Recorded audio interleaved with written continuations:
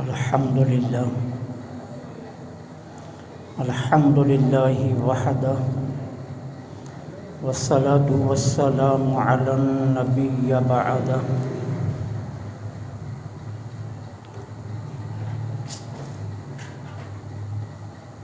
وعلی آلہ واصحابہ الذین اوفوا عہدہ اما بعد فاعوذ باللہ من الشیطان الرجیم بسم اللہ الرحمن الرحیم حامیم والکتاب المبین انا انزلناہ فی لیلۃ مبارکہ انا کنا منذرین صدق اللہ العظیم۔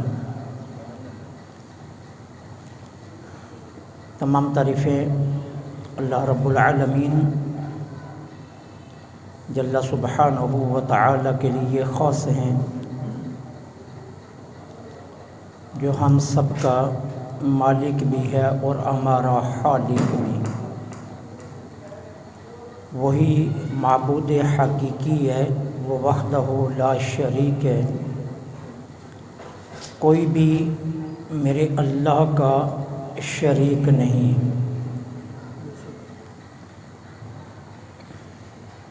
کائنات ارض و سما کے ہر ذرے کے بدلے میں تا قیام قیامت بغیر کسی وقفے کے اربوں خربوں کے حساب سے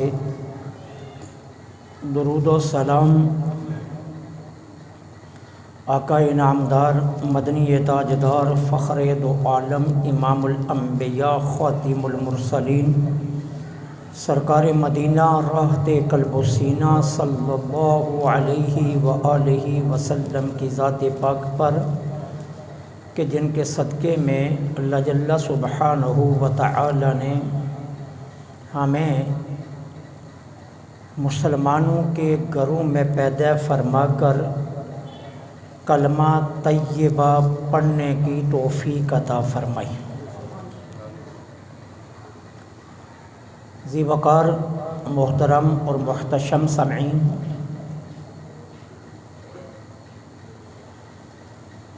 اللہ جل سبحانہ و تعالی نے بعض ایام کو بعض ایام پر اور کچھ ماہ کو دوسرے مہینوں پر کسی خاص وجہ اور واقعہ کی نسبت سے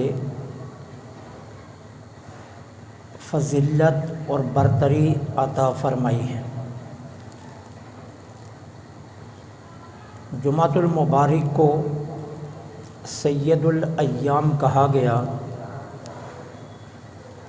اور جمعۃ المبارک کو ہی مسلمانوں کی عید کہا گیا ہے۔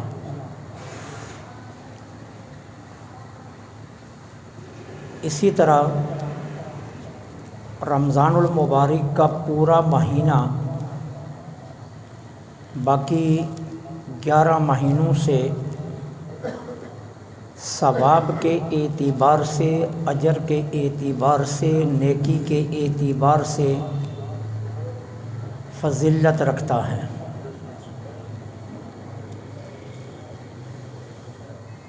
لیلۃ الجمعہ، لیلۃ المیلاد، لیلۃ القدر، لیلۃ البراءت، لیلۃ عید الفطر، لیلۃ عید الاضحیٰ اور عرفہ کا یوم، یہ باقی راتوں سے اجر و ثواب کے اعتبار سے افضل راتیں ہیں۔ قرآن کریم نے سورہ فجر کے اندر ذی الحجہ کی پہلی 10 راتوں اور 10 دنوں کی قسم کھائی ہے۔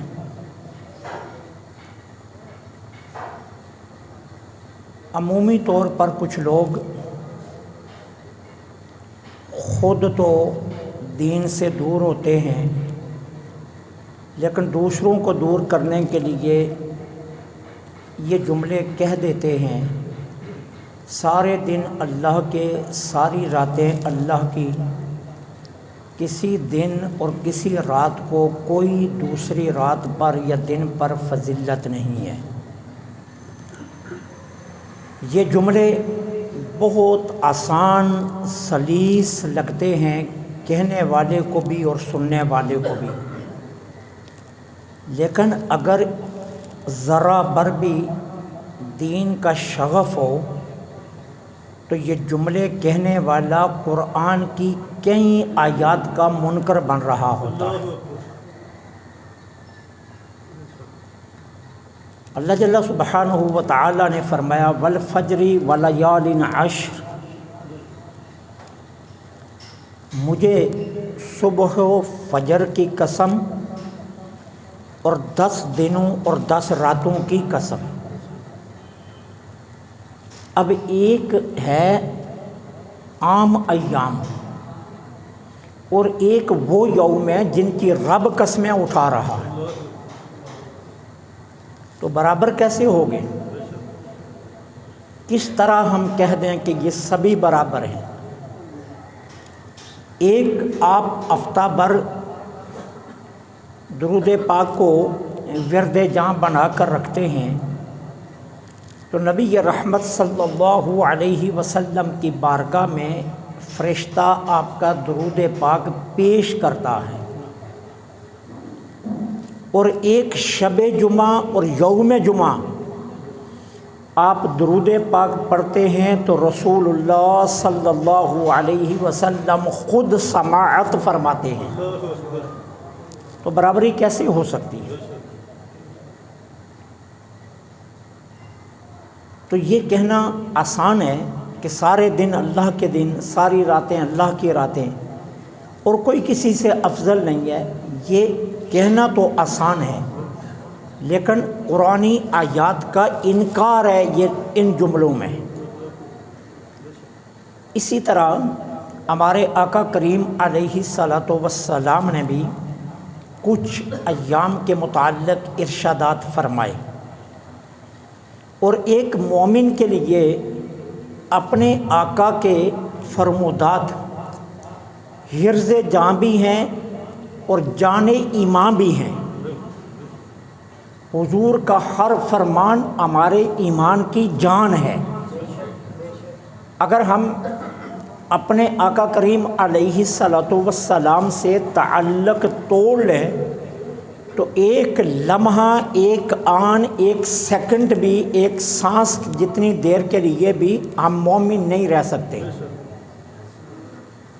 حضور کے قلب اطہر سے نور ایمان کی جو کرنیں پھوٹتی ہیں، ان کی شعاعیں جس جس دل سے ٹکراتی ہیں اسے ہی کلمہ نصیب ہوتا ہے، اور اگر شعاعوں کا یہ سلسلہ روک لیا جائے اور یہ تعلق توڑ لیا جائے تو انسان مومن نہیں رہ سکتا۔ اس لیے حضور کے فرمودات صلی اللہ علیہ وسلم ہمارے لیے حرز جاں بھی ہیں اور جان ایمان بھی ہیں۔ اب آقا کریم علیہ الصلاۃ والسلام نے کیا ارشاد فرمایا؟ فرمایا الا، خبردار، متوجہ رہنا، بات بڑی اہمیت والی ہے۔ اور وہ بات کیا ارشاد فرمائی؟ فرمایا سنو، ان شہر رجب شہر اللہ، کہ رجب کا مہینہ اللہ کا مہینہ ہے۔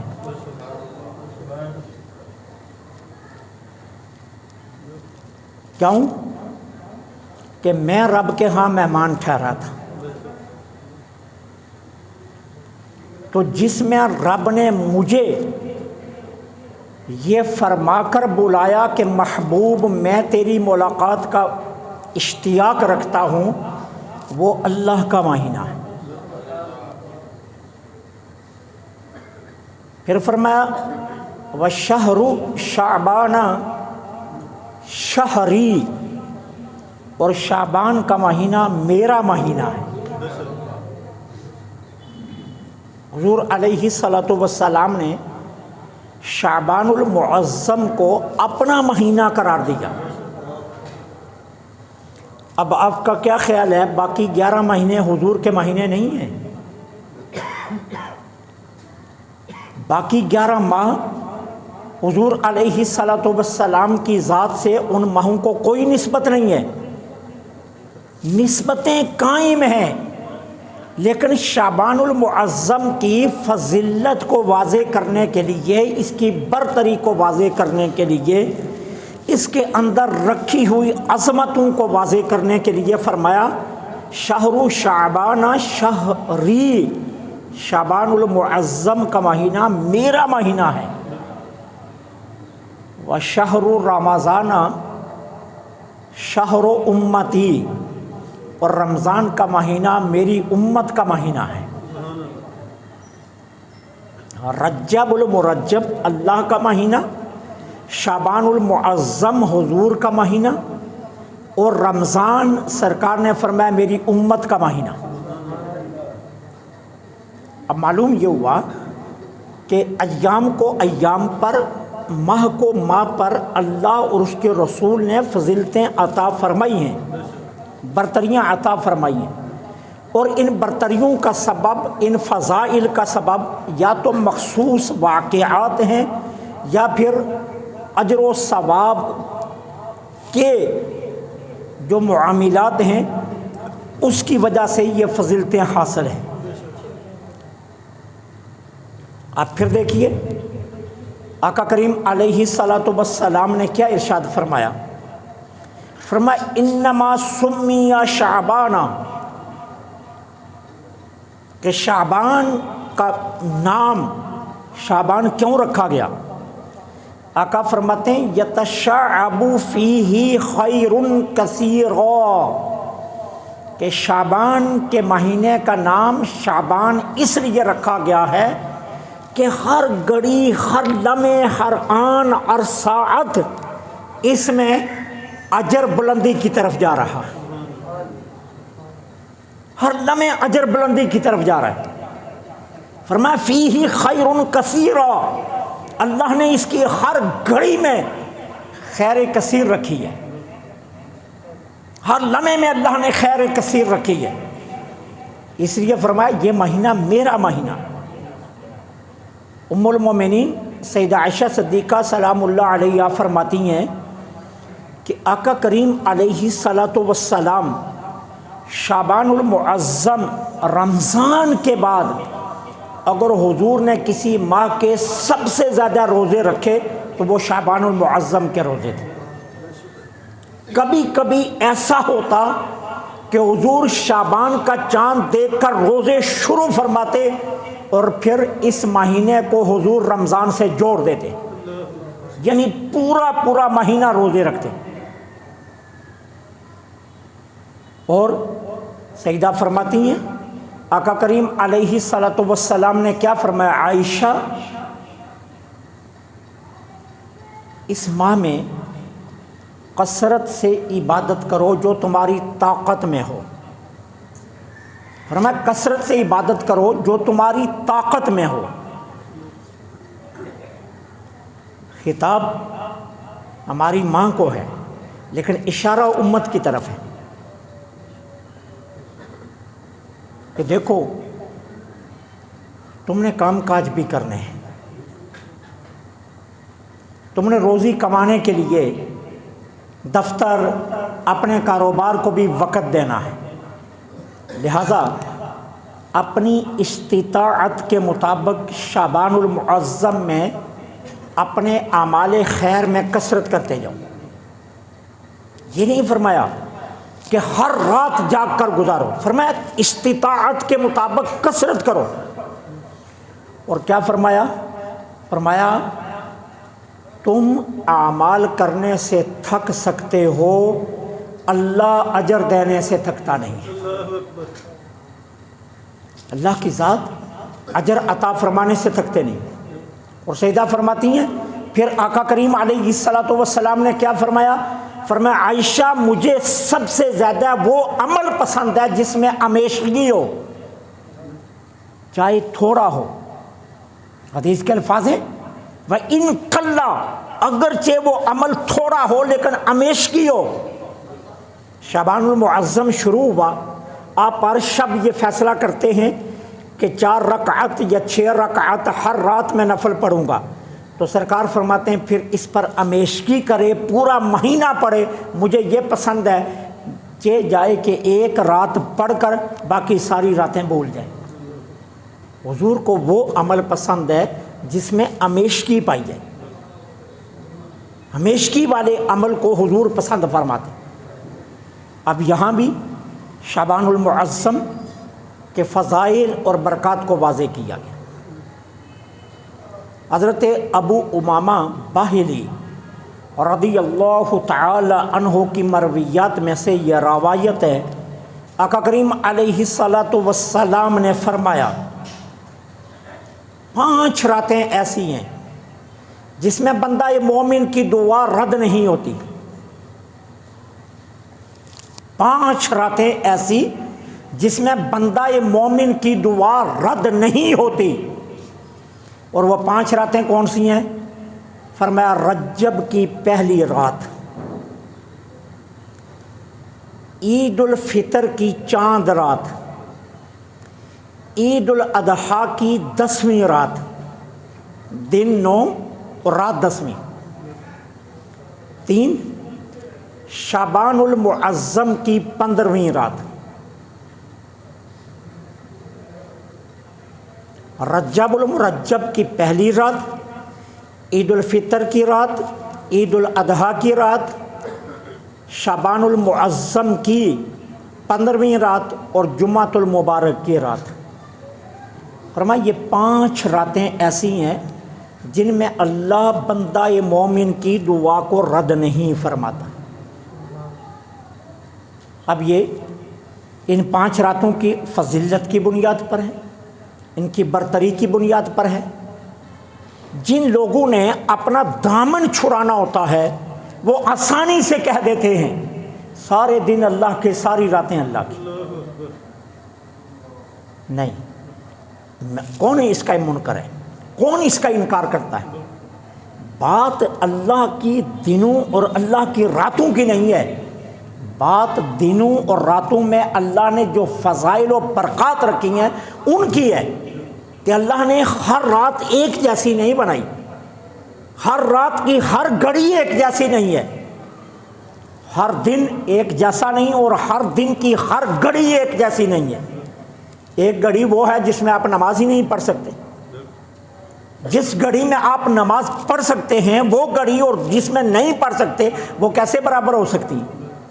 مکروہ اوقات جو نماز کے ہیں کہ زوال میں آپ نماز نہیں پڑھ سکتے، فجر کی نماز کے بعد سورج نکلنے تک کا وقت آپ نماز نہیں پڑھ سکتے، عصر کے بعد جب سورج کا رنگ متغیر ہو جائے، سورج ڈوبنے لگے، اس لمحے میں آپ نماز نہیں پڑھ سکتے، کوئی سی بھی نماز نہیں پڑھ سکتے۔ تو بھلا یہ کیسے ممکن ہے کہ جس میں آپ نماز پڑھ سکتے ہیں اور جس میں نہیں پڑھ سکتے وہ گھڑیاں برابر ہو جائیں؟ تو ایسا نہیں ہے، اللہ تعالیٰ نے گھڑیوں میں فضائل رکھے ہیں، برکات رکھی ہیں۔ ام المومنین سیدہ عائشہ صدیقہ سلام اللہ علیہ فرماتی ہیں آقا کریم علیہ الصلوۃ والسلام نے فرمایا 5 راتیں ایسی ہیں جن میں اللہ بہلائی کے سارے دروازے کھول دیتا، خیر کے سارے دروازے کھل جاتے ہیں اور بندہ اللہ کی بارگاہ میں طلبگار خیر بن جائے تو اسے ہر دروازہ کھلا نظر آتا ہے۔ وہ کون سی؟ فرمایا عرفہ، 9 اور 10 ذی الحجہ کی درمیانی 2 راتیں، 9 ذی الحجہ کی یعنی دن 8واں اور رات 9ویں، اور پھر دن 9واں اور رات 10ویں۔ یہ 2 راتیں اللہ بہلائی کے خیر کے سارے دروازے کھول دیتا ہے۔ پھر عید الفطر کی شب، عید الاضحیٰ کی شب اور شعبان المعظم کی 15ویں رات، اللہ تعالیٰ عز و جل خیر اور بھلائی کے سارے دروازے کھول دیتے۔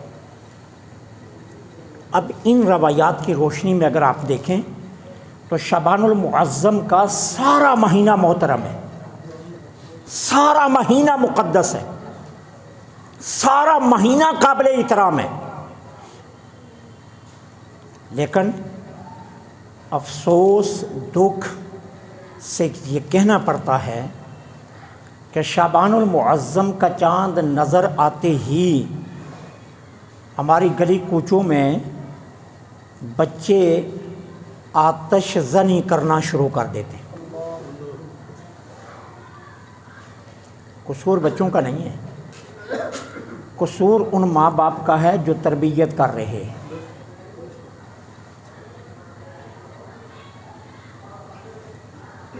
آپ کے بچے کے منہ پر کوئی تھپڑ مارے قصور کے ساتھ کہ آپ کے بچے کا قصور ہو، آپ برداشت نہیں کرتے۔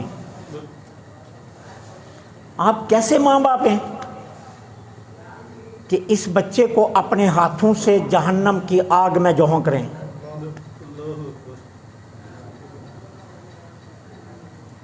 آپ مخلص ہیں؟ ہرگز نہیں۔ آپ اپنے بیٹے کے ساتھ واقعہ ہی اخلاص رکھتے ہیں؟ جھوٹ۔ آپ مخلص ہوتے تو کبھی اپنے بچے کو یہ عمل کبھی نہ کرنے دیتے۔ جب آپ کا بیٹا آپ سے آتش زنی کے لیے پیسے مانگتا، آپ اسے بٹھا کر یہ سمجھاتے کہ ہمارے رسول کو یہ عمل ناپسند ہے، ہمارے آقا کے دین میں یہ عمل نہیں ہے، ہمارے آقا کی شریعت میں اسے ناپسندیدہ قرار دیا گیا۔ یہ جائے کہ آپ اسے پیسے بھی دیتے ہیں، آپ اسے ترغیب بھی دیتے ہیں کہ یہ سامان کہاں سے ملے گا۔ اس کا مطلب یہ ہے کہ آپ اپنے ساتھ بھی بددیانتی کر رہے ہیں اور اپنی اولاد کے ساتھ بھی۔ یہ عمل 3 اعتبار سے برا عمل ہے۔ سب سے پہلا، پیسے کا ضیاع۔ قرآن کریم کیا فرماتا ہے؟ ان المبذرین کانوا اخوان الشیاطین، کہ فضول خرچی کرنے والے شیطان کے بھائی ہیں۔ یہ آتش زنی سے آپ کون سا نیک عمل کر رہے ہیں؟ پتہ تو چلے نا ہمیں بھی، شاید وہ کتاب ہم نے نہ پڑھی ہو جو کتاب آپ نے پڑھ لی ہے، کہ اس آتش زنی سے آپ کون سا نیک عمل کر رہے ہیں کہ جس میں آپ کہیں کہ میری دولت صحیح جگہ پر خرچ ہو رہی ہے۔ تو اس کا مطلب یہ ہے کہ یہ آپ اسراف کر رہے ہیں، اور اسراف کرنے والوں کو قرآن نے شیطان کا بھائی قرار دیا۔ اس اعتبار سے یہ عمل برا عمل ہے، کیونکہ یہ شیطان کے بھائیوں والا کام ہے۔ اولاد سے محبت یہ نہیں ہے کہ آپ انہیں ناجائز کاموں کے لیے پیسہ دیتے رہیں۔ یہ کون سی محبت ہے اولاد سے؟ اولاد سے محبت یہ ہے کہ آپ اپنے بچوں کو جہنم کی آگ سے بچائیں، اللہ اور اس کے رسول کی ناراضگی سے بچائیں۔ یہ محبت ہے، یہ کوئی محبت نہیں ہے۔ پھر دوسرا عمل، اس عمل میں جو دوسری برائی ہے، آپ جانتے ہیں کہ آتش زنی کا موجد نمرود ہے، اور قوم نمرود ہے۔ سب سے پہلے جنہوں نے آتش زنی کی وہ قوم نمرود تھی۔ جب حضرت ابراہیم علیہ السلام کو آگ نمرود میں ڈالا گیا اور اللہ جل سبحانہ و تعالی نے اپنے خلیل کے لیے اس آگ کو گلزار بنا دیا، جب وہ آگ گلزار بن گئی تو انہوں نے دیکھا ابراہیم علیہ السلام ابھی بھی زندہ ہیں، اور اس آگ کے کنویں میں اللہ کا خلیل انگاروں سے پھول کی طرح کھیل رہا ہے، تو انہوں نے جذباتی ہو کر وہی انگارے آسماں کی طرف پھینکے۔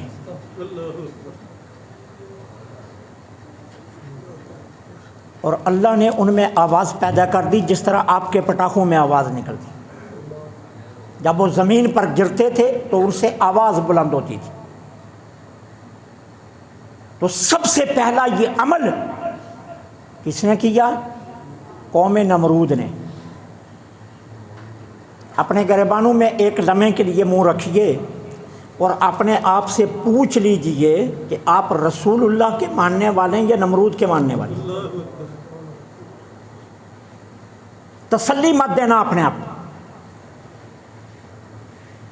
تسلی مت دینا، بہکی بہکی باتیں مت کرنا، یہ وسوسات شیطان ہے کہ جی مولویوں کا کام ہے تقریر کرنا، مولویوں کا کام ہے روکنا، مولوی بیچاروں نے تنخواہ جو پوری کرنی ہوتی ہے، یہ سارے بہکی باتیں شیطان آپ کو پڑھاتا ہے، یہ ابلیس کے اسباق ہیں جو آپ آسانی سے پڑھ لیتے ہیں۔ شعبان المعظم کے شروع سے لے کر آخر تک آپ آتش زنی کا مظاہرہ کرتے ہیں، اور میرا رسول کیا فرما رہا ہے؟ شعبان و شہری، شعبان میرا مہینہ ہے۔ حضور فرماتے ہیں یہ میرا مہینہ ہے، اور ہم حضور کے مہینے کی کتنی بے حرمتی کرتے ہیں۔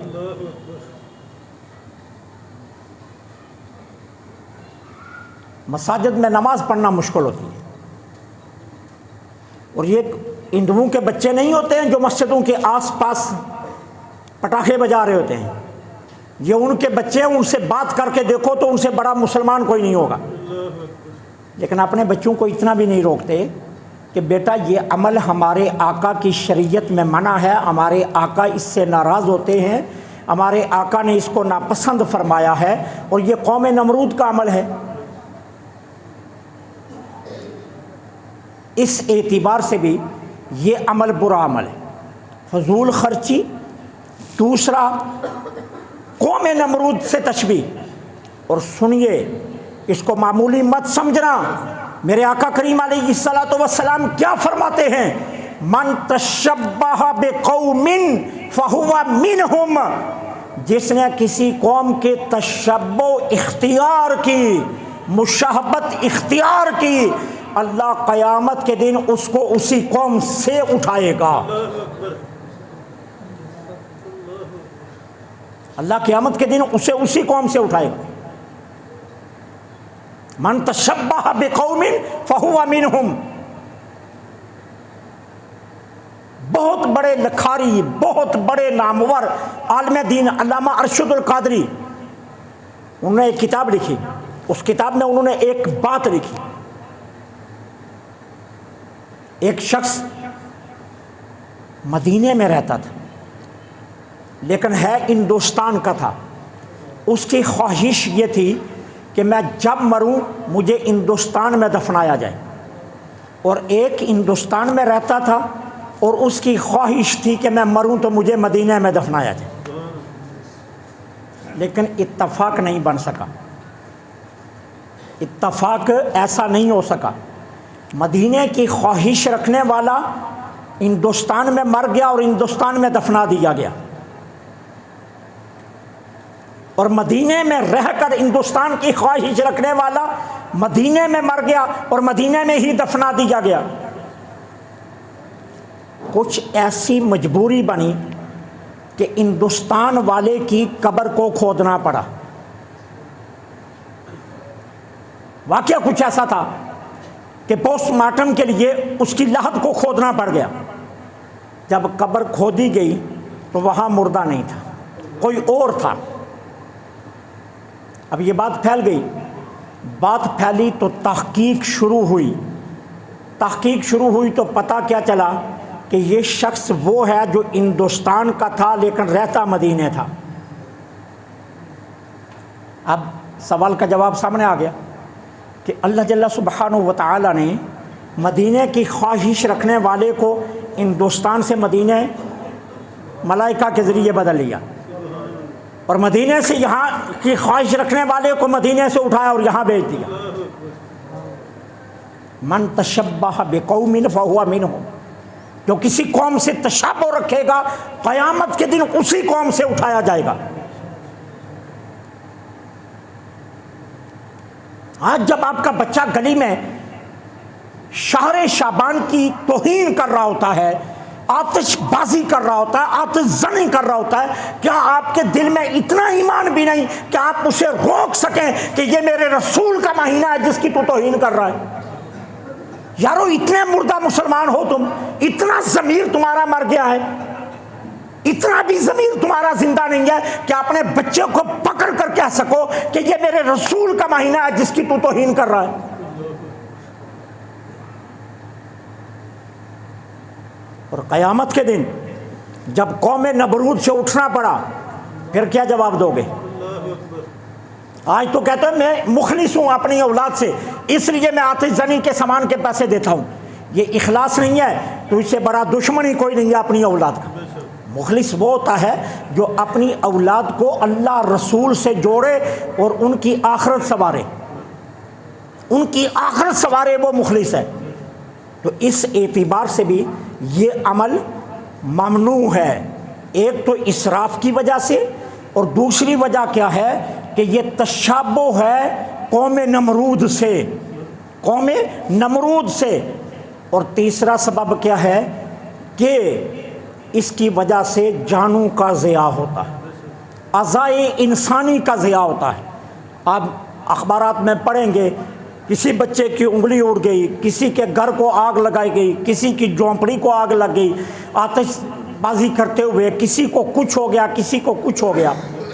تو یہ کیا ہے؟ مومن کی شان کیا ہے؟ سیدنا ابو ہریرہ فرماتے ہیں میرے آقا نے فرمایا مومن کون ہے؟ المومن من سلم مؤمن بلسانہ و یدہ، مومن وہ ہے کہ جس کی زبان سے دوسرے مومن اور اس کے ہاتھ سے دوسرے مومن محفوظ رہے، خود بھی ان کی عزت بھی محفوظ رہے۔ اس اعتبار سے ہمیں دیکھنا چاہیے کہ شعبان المعظم کتنا محترم مہینہ ہے، رسول اللہ صلی اللہ علیہ وسلم کا مہینہ ہے، حضور نے اسے اپنا مہینہ قرار دیا۔ سرکار علیہ الصلاۃ والسلام نے رمضان کے علاوہ سب سے زیادہ روزے اس ماہ میں رکھے۔ حضرت عائشہ صدیقہ کی روایت جو میں عرض کر چکا ہوں، فرمایا عائشہ اس مہینے میں تسلسل سے عمل کرو، چاہے تھوڑا کرو لیکن ضرور بھی ضرور کرو، کیوں؟ تم عمل کرنے سے تھک جاؤ گی لیکن اللہ اجر دینے سے تھکتا نہیں ہے۔ اور سرکار نے کیا فرمایا؟ انما سمی شعبان یتشاب فیہ خیر کثیرا، فرمایا اس کا شعبان نام ہی اس لیے رکھا گیا ہے یتشاب فیہ خیر کثیرا، اس کی ہر گھڑی میں اللہ خیر بڑھاتا جا رہا ہے، پورے مہینے کی فضیلت، ہر گھڑی میں اللہ خیر کو بڑھاتا جا رہا ہے، ہر لمحے اللہ خیر کو ترقی دے رہا ہے۔ تو جب ہم سمجھتے ہیں کہ حضور کا مہینہ ہے، حضور کو پسند ہے، حضور نے زیادہ روزے رکھے، سرکار نے اسے اپنا مہینہ قرار دیا، تو ہم سرکار کے مہینے کی توہین کرتے ہیں اور پھر اپنا نام مسلمان رکھتے ہیں۔ کتنی باعث شرم بات ہے یہ، کتنی ضمیر مردگی کی یہ بات ہے کہ پھر ہمارے بچے، مسلمانوں کے بچے آتش بازی کریں، ہمارے بچے پٹاخے بجائیں، ہمارے بچے گلی کوچوں میں پٹاخے بجاتے پھریں، اور ہمارے اندر اتنی جرت بھی نہ ہو کہ ہم اپنے بچوں کو روک سکیں۔ تو پھر اس کا مطلب یہ ہے کہ ہم وہ ماں باپ ہیں جن کے ضمیر مردہ ہیں، مر چکے ہیں، ایمان سے خالی ہیں ہمارے دل، ہمارے ضمیروں میں ایمان نہیں ہے، بلکہ ہم اندر سے بالکل کھوکھلے ہیں، شکل پر مسلمان لکھا ہوا ہے لیکن اندر سے ہم پورے قوم نمرود سے تعلق رکھنے والے لوگ۔ غیرت ایمانی ہے تو خبردار کسی کا بچہ آتش بازی کرے، اور جس کے بچے نے آتش بازی کی وہ فیصلہ کر لے کہ اس کا ایمان سے تعلق نہیں ہے، قوم نمرود سے تعلق ہے۔ یہ ذہن میں رکھنا، رسول اللہ کے قلب اطہر کو ناراض کر کے ہم اپنے آپ کو مسلمان کہیں، یہ ممکن ہی نہیں۔ حضور کا دل انور ناراض ہو جائے تو کوئی اپنے آپ کو کہے میں پھر بھی مسلمان ہوں، وہ کبھی سوچے بھی نہ۔ اللہ مجھے آپ کو عمل کی توفیق عطا فرمائے۔